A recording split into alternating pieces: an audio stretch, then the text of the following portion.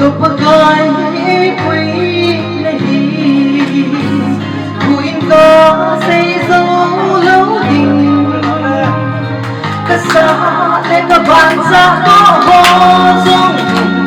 ngày lưu ta xây dấu đầu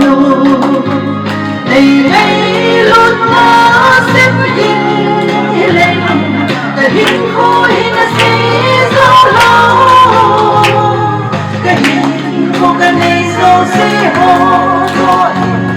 ngày lưu ta đây ở bên cái xếp dấu đầu càng ngày ta sẽ kiếm ấy về làm gì đều là chuyện ca suốt nay không ngày đủ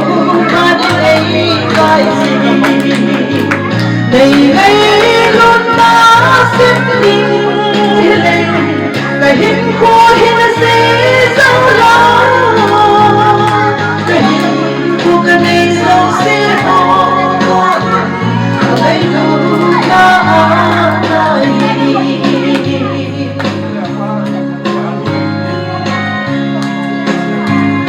mai lòng apa singing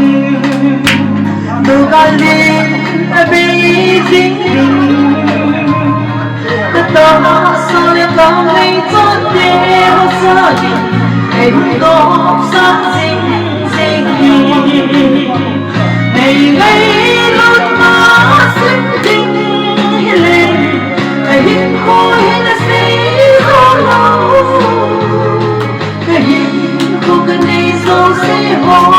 gọi ngày lưu ta đây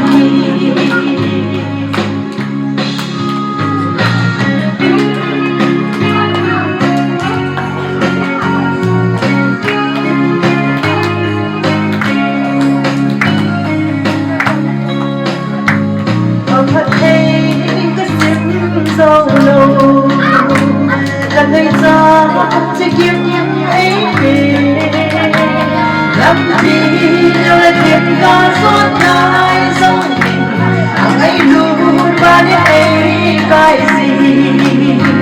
đây ấy luôn ta xếp hình lên cái hình khối nó sẽ dấu lâu cái hình của cái này dấu sẽ hồn gọi ngày luôn ta đây ngày ngày luôn ta xếp hình lên cái hình khối nó sẽ dấu lâu